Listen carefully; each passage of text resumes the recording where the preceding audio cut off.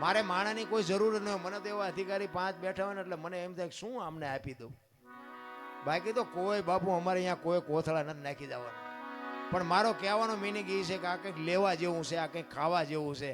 આમાંથી 2 જણાને મારી વાત ગળે ઉતરે ને એટલે મને એમ થાય કે મારી રાજ સુધરી છે, બસ બીજું કાંઈ છે નહીં. આમાં કોકના જીવનમાં બાપુ કોકના દુઃખમાં જો ભાગ પડાવી શકી ને તો જ મારો નાથ નોંધ કરે, બાકી એમનામ નથી થાય એવું.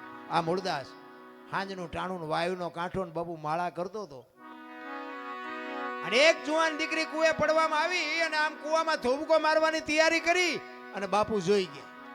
હડી કાઢીને બાવડું પકડી લીધું. હા હા બેટા શું કામ? એ કે બાપુ મને મરવા દો. એ કે પણ શું કામ મરવું છે? આ માણા જેવો અવતાર મળ્યો છે, મરવું છે શું કામ? એ કે બાપુ મારા જીવનમાં એક ભૂલ થઈ ગઈ છે, હું મોઢું નથી બતાવી શકું એવું. પણ કે છે હું આ કુવામાં પડીને બીજી ભૂલ કરવી છે? એ કે એમ નહીં, પણ એ કે હું કહી શકું એમ નથી, પણ કે શું વાત? એ કે બાપુ મારા પેટમાં બાળક છે ને, બાળકના બાપનું નામ લઈ શકું એમ નથી. લઉં ને તો જીવવા દે ને, પણ લઈ શકું એમ નથી. કારણ કે એવા મોટા માણા હોય તો બાપુ આવા જ કોકને ધંધે લગાડે ને. એટલે મૂળદાસ બાપુ એમ કે છે કે તારા પેટમાં બાળક છે એનો બાપનું નામ લે તો તને જીવવા દે? કે બાપુ તો જીવવા દે. અને તેથી આ ભારતનો સંત બાપુ એમ કહેતો હોય કે કાલ તો ને તારું બાળક જો બચી જતા હોય તો અમરેલીની બજારમાં જઈને કહી દેજે કે મારા પેટમાં બાળક છે એનો બાપ મૂળદાસ છે, કહી દેજે જાય છે. આ તૈયારી આપણી? એ કે પણ બાપુ તમે જાણતા નથી, અમરેલી તમને મારશે. એ કે તું તારું બાળક બચી જતા હોય તો અમરેલી ભલે ને મને મારે. એ હવારમાં બાપુ ખબર પડી અને વાત બહાર પડી કે આ દીકરીના પેટમાં જે પાપ છે એ તો ઓલા મૂળદાસ બાપુનું. આખી દુનિયા કે બાપુ બાપુ કરતી અને આની આ દુનિયા હાથીની અંબાડીએ ચડાવે ને ક્યારે ઘટાડે બેહારે કોઈ ભરોસા નથી રાખતો.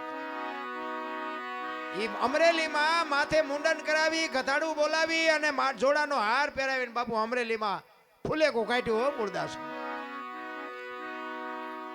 મૂળદાસ બાપુ ગધાડા ઉપર બેઠા બેઠા વિચાર કરે કે વાહ ઠાકર વાહ, તે મારી માથે આજ ભજાડી પડી કે કાંઈ વાંધો નહીં, એક દીકરીને બાળક એ તો બચી ગયા ને. એનો નશો બાપુ એને કાંઈ નાનું નહોતું લાગતું. એક આપણે એસટીમાં ચડીને આપણને એસટીમાં જગ્યા મળી જાય, કોઈક બેન ચડે, છોકરું ચડીને કોઈ માજી ચડ્યા હોય, કોઈ વૃદ્ધ બાપા ચડ્યા હોય, એને તમે જગ્યા આપી દો ને અને તમે ઉભા રહ્યો ને તોય તમને થાક ન લાગે. એ જગ્યા આપ્યાનો નશો તમને થાક ન લાગવા દે કે ભલે બેઠી મારી બેન બેઠી છે ને, પણ આ કરવું જ નથી. આ વાત ઉડતી ઉડતી જામનગર સ્ટેટ અમારા જામનગર દરબારે મૂળદાસમાં કંઠી બંધાવેલી અને એને આ વાતની ખબર પડી ને કે મૂળદાસે આવું કર્યું, કંઠી તોડી નાખી. અને આયા બાપુ મૂળદાસ જો નજરે જોયેલું ખોટું પડે, સાંભળેલું તો ખોટું પડે, નજરે જોયેલું ખોટું પડે. આયા ઠેબી નદીના હામા કાંઠે બાપુ મૂળદાસ બાપુ સાપરું વાળીને રહે છે.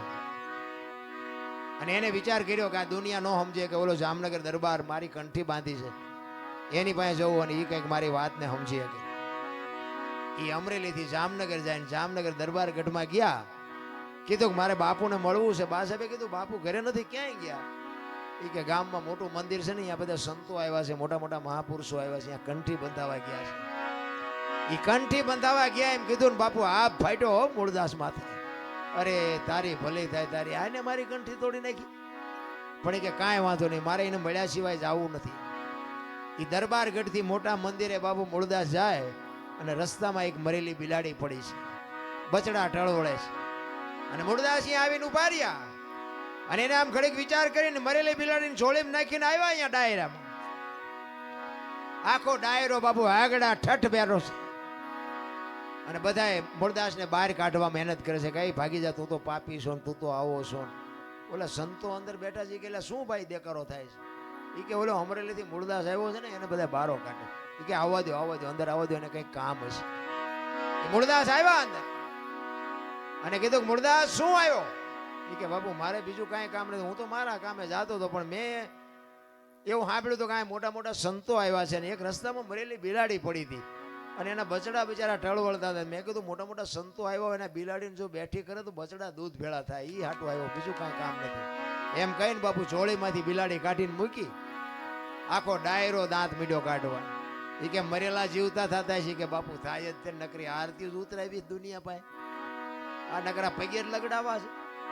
અને આ બાપુ ભજનમાં આપણે તો ઠીક, હવે આપણે તો નાના છીએ ને આપણે તો ભૂલો હજાર આવતી હોય, પણ બાપુ ખરા ખરીના ખેલ હોય ને ત્યાં ખબર પડે. સાધુ સંતોના મેળાવડા જ્યારે ભેગા થાય ને એમાં એક વેણ તમારું આગુ પાછું થાય ને ચીપિયા વહામ પડે.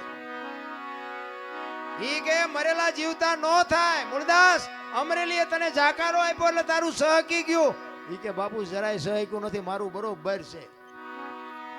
ઈ કે ઈ બેઠી કરો બિલાડી, ને જો તમારાથી બેઠી ન થાય લાવો એ કમડળ મારી પાસે પાણી.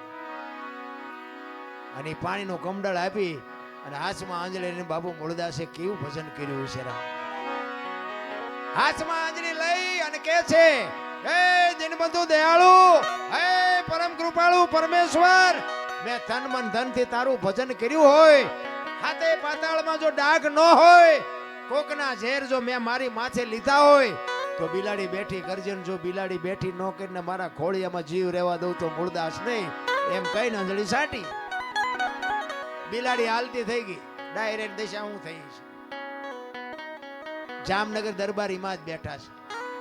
એને એમ થયું મારે બેટી કંઠી તોડીને ભૂલ કરી, આને પાપ કર્યું ન હોય, પાપ કર્યું હોય તો બિલાડી બેઠી થાય નહીં. અને બાપુ મૂળદાસ રોતો રોતો કાટ કાટ કાટ કાટ પગથિયા ઉતરી ગયો અને જામનગર દરબારે હડી કાઢી, હે બાપુ ઉભા રહ્યો, હે બાપુ ઉભા રહ્યો, પણ ઉભા નથી રહેતા. મૂળદાસ આગળ જઈને લાકડી પડે એમ દરબાર પીડ્યા પગમાં, બાપુ મને માફ કરો, બાપુ મારી ભૂલ થઈ ગઈ. એ કે અરે ભલા માણા, હું ઠેઠ અમરેલીથી તારી પાસે આવ્યો હતો. મને એમ થયું કે આ જગત નો સમજે કે તું તો 5-25 ગામનો ધણી હતો, તને મારા ઉપર ભરોસો ન આવ્યો. હવે કોઈક હારો બાવો ગોતીને કંઠી બાંધી લે. સમય વિયો ગયો એમ સમય બડા બલવાન નહીં પુરુષ બળવાન, કાબે અર્જુનને લૂંટ્યો હોય ધનુષને. સમય હોય ને તારે કંઈક કરી લેજો, બાકી આ દેહ થાક્યા પછી જે હરી કાંઈ બનવાનું નથી. એટલા માટે એક સબરીનો પ્રસંગ મારે કેવો છે. માતંગ ઋષિ જેના ગુરુ, તમે વિચાર કરો એ ગુરુ મહારાજનો શબ્દ બાપુ, માતંગ ઋષિએ સબરીને એક જ વાત કરી હતી કે અહીં બેહી જા, વેલો મોડો રામ આવશે. આટલી જ ભજન, આટલી જ વાત. અને એક શબ્દ પકડી અને બાપુ સબરી બેહી ગઈ. રામ જેથી અહીંયા આવ્યા ને તેથી બાપુ ચાંદીના પતરા જેવા વાળ થઈ ગયા હતા. કેવડી એની ધારણા છે.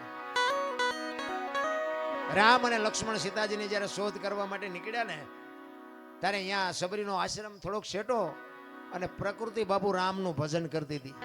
ઝાડવાના પાંદડામાંથી રામ રામ રામ બોલતા હતા. લક્ષ્મણ રામને પૂછે છે, મોટા ભાઈ આ કયો મલક આવ્યો, અહીં તો પ્રકૃતિ તમારું ભજન કરે છે. અને સંતોનું એવું મંતવ્ય છે કે એક જગ્યાએ બેન 3.5 કરોડ નામના જાપ થાય ને એટલે દિવાલમાંથી અવાજ આવે ને ધરતીમાંથી અવાજ આવે. 3.5 કરોડ નામના જાપ થવા જોઈએ. હવે સબરીએ 70 વર્ષ સુધી નામ લીધું. કેટલા નામ લીધા છે? લક્ષ્મણ કહે છે આ તમારી પ્રકૃતિ તમારું ભજન કરે છે. ત્યારે રામ કહે છે કે અત્યાર સુધી આપણને બધા સંતો મળવા આવતા હતા ને, તો કે હા, તો કે આજ આપણે એક સંતને મળવા આપણે જવાનું છે. સામેની જો ઓલી ઝૂંપડી રહી ને, એ ઝૂંપડીમાં જાતો એક ભીલડીની બાઈ મારા નામના જાપ કરે છે. અને લક્ષ્મણ અહીંયા ગયો ને ભાઈ, આમ નેજવા કરતી કરતી બાપુ રોતી હતી. હો સબરી, શેષ નાગનો અવતાર લક્ષ્મણ પરશુરામને પરસો વાળી દે, પણ સબરીની ભક્તિ જોઈને ધ્રુજી ગયો ભાઈ. સબરી બાપુ આમ નેજવા કરીને કે મારા ગુરુએ કીધું છે કે રામ આવશે, પણ હજી નો આવ્યો. નહીં આવે, નહીં આવે, એ નહીં આવે એમ કે ને તો અંદરથી અવાજ આવે કે મારો ગુરુ બોલ્યો એ કોઈથી ખોટું પડે નહીં. આવે આવે ને આવે. અને હળવી હળવી બાપુ આમ બોલતી હતી કે મને નજરે દેખાતું નથી, કાને સંભળાતું નથી, રામ ક્યાં રસ્તેથી આવશે, રામે કેવા કપડા પહેર્યા છે, રામ શું વાહન લઈને આવશે. આ તો હું મારા ગુરુને પૂછવાનું ભૂલી ગઈ. અને હળવી હળવી ગાતી હતી. શું ગાતી હતી? ઠાકર મને તું મેલ માઠેલી અન તું છો એકલ નો બેલી. આ સબરીએ ગાયું એક નો ગાયું ખબર નથી, પણ આવી કઈક વેદના હતી હો સબરીની, કઈક આવી પીડા હતી એની. કાલા ઘેલાય મેં એ તારા કેવાય ન જપીએ તારા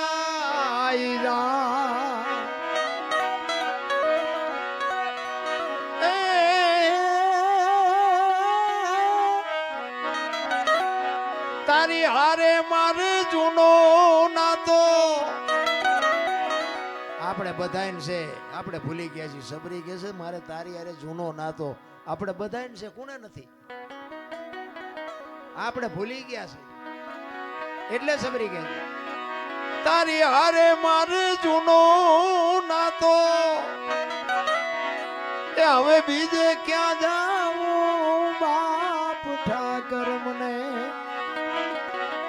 ઠાકર મને મેલ માઠેલી, અને તું છો એક બેલી. મધ દરિયામાં એ મારું આણ પડ્યું છે ને થાય છે હાલકનો. આ સંસારના સાગરમાં બાપુ આપણા બધાયના હોડા હેલા જાય છે. એ તો એવો કોઈક સમર્થ સદગુરુનો જો સત્વારો હશે ને આપણે કંઈક લગામ હોંપીએ છે ને તો જ કાંઠે ફૂગવાના છે. નગર બાપુ ગલોટિયા ખાઈ જવાના હોય છે. આ કોરોના આવ્યો ત્યાં હારા હારાના ગલોટિયા ખાઈ ગયા, કોઈ નો બચાવી. એટલે સબરી કહે છે કે આ મારા સંસારના સાગરમાં મારું હોડું હાલ્યું જાય. મારા બાપ તું જો આ કાંઠે ફુગાડી તો ફૂગે એવું છે. મધ દરિયામાં એ મારું વાણ પડ્યું છે ને થાય છે હાલકડો. અમારા વાણનો ખારવો બની એ ઉતારજે ભાવ પાર. ઠાકર મને મેલ માઠેલી, તું છો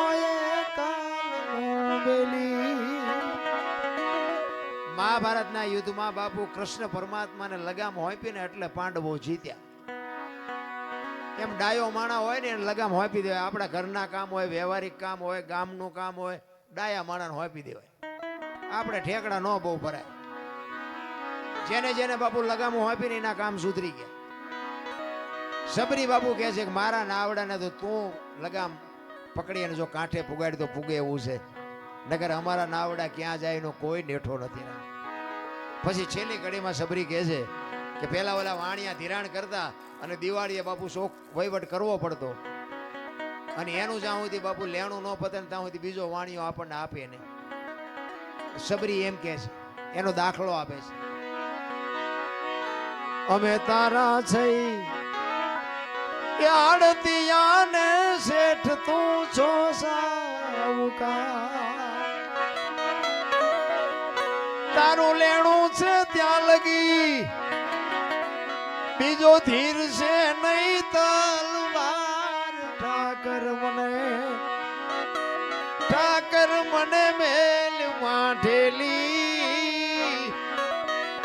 તું છો એક બેલી. આટલો ગાયો તા તો લક્ષ્મણ બાપુ હળી કાઢીને રામ પાસે ગયો. હાલો હાલો હાલો નગર આ બાઈના ખોડિયામાંથી જીવ નીકળી જાય. અને રામચંદ્ર પરમાત્મા અહીંયા આવ્યા ને ત્યાં તો બાપુ બધું ભૂલી ગઈ. ઓ સબરી આહુડેથી રામના પગ ધોઈ નાખ્યા. રામ આવ્યા એ તો એને હરખ હતો જ, પણ સબરીને બાપુ એના ગુરુની જે વાતનો હરખ હતો ને કે આજ મારો ગુરુ બોલ્યો એ સાચું પડ્યું, એ જેનો હરખ હતો ને એ તો એને ક્યાંય હમાતો નતો.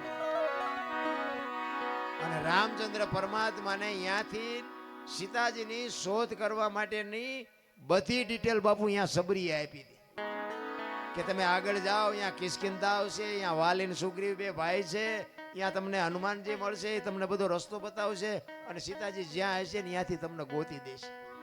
આખી બાપુ ડિટેલ સબરીએ રામને આપી છે.